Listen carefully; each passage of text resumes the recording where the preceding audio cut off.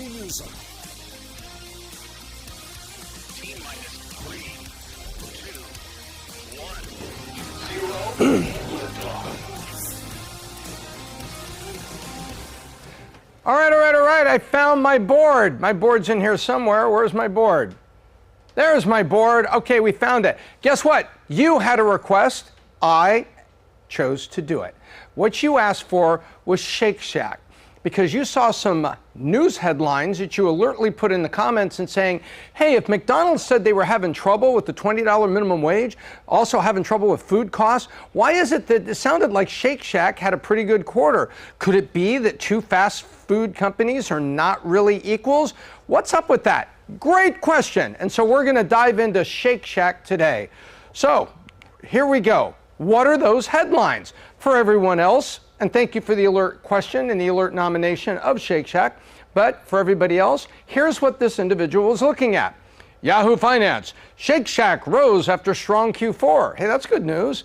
Shake Shack stock surges 26% on fourth quarter profit and strong 24 outlook. Remember, it's forward and backward. It's not just what you did, it's what you say you're going to do, as long as you have credibility.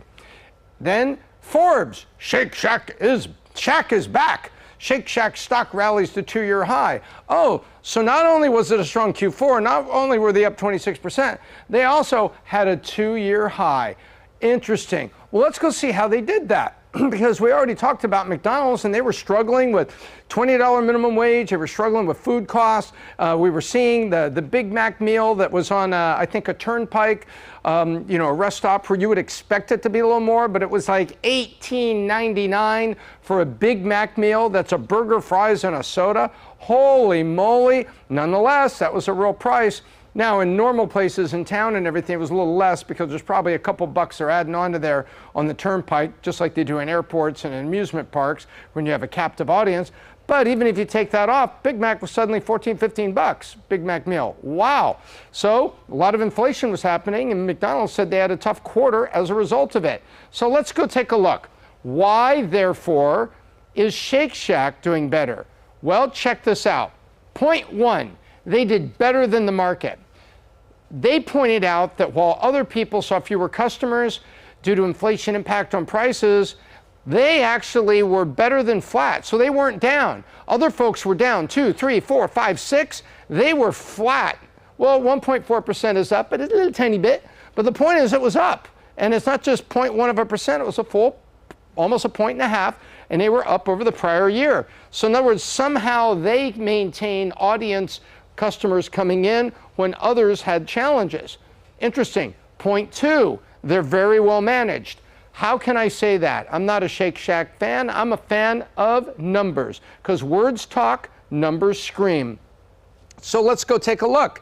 They said that sales were up 2.8% in same restaurant sales. So let me teach you something about fast food, restaurants, Starbucks, and anything else in that realm. They worry about same-store sales, so that the same location is increasing it because they get more customers to come in, or the customers they do have visit more frequently, or they're actually to sell a slightly higher ticket item. It's bad if it's the same number of customers, but revenue is up and it's only due to inflation. That's not good, because that usually doesn't mean that the customer is happy. It's like customers, oh, I've been coming here all this time and now it's, 16 bucks for a Big Mac, for example. Well, nonetheless, they were up 2.8% in the same restaurant sales. So in other words, they grew 1.4%, but on a same store sale, they were up 2.8. Guess what? Higher traffic and higher profitability versus the industry as a whole. That was what was going on. And then positive news forward. So let's go take a look. Let's take a look. So in other words, in the past 6 months, wow, it's up 25 bucks, which is 37%. So you can see here in January, February, March, and by the way, they heard that the fourth quarter earnings report was coming, pops up, and now they're at this new location, sitting there 92 bucks. So they're hovering right on the 92 line, which is right here. So they were a little bit above that. They've dropped off a little bit now. probably because of sector pressure. And what sector pressure is investors as a whole are looking at fast food. They see what's happening at McDonald's and they say, well, there must be some impact on Shake Shack. So this new plateau after a strong Q4 is helpful, but are they going to be able to keep it? Well, we'll know when we can really dive into Q1 when they're ready to announce that. So nonetheless, that's where they were. And so you can see that knowing what you're doing and doing a little bit better than an industry that's under a lot of pressure can be very profitable for your shareholders. So what's next for Shake Shack? Now that you see what happened, first of all, they expect a record 2024. Fantastic.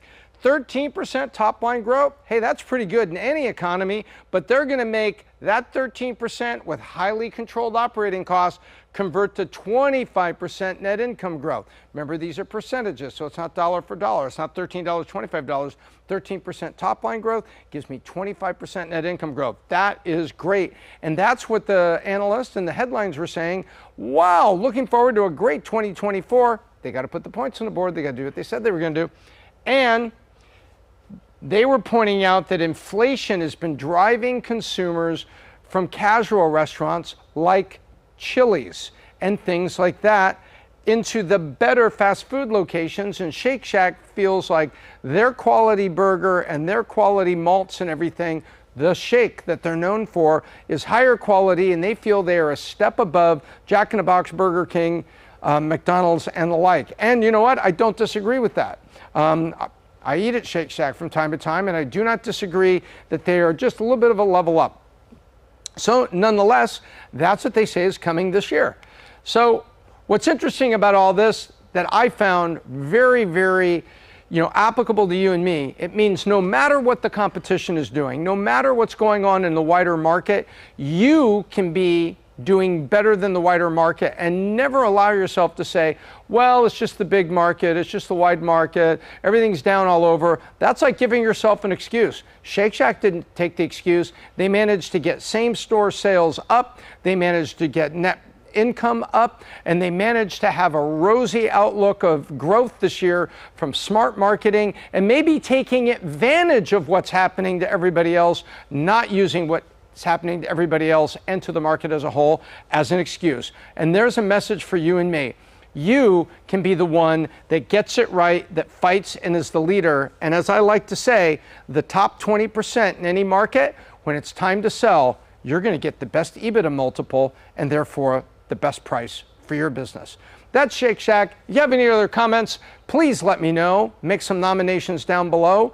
And if you liked this one this week, here's two more from the Biz Doc archive that I think you'll like as well. As I like to say, I'm Tom Ellsworth, the Biz Doc, and I hope I left you better than I found you.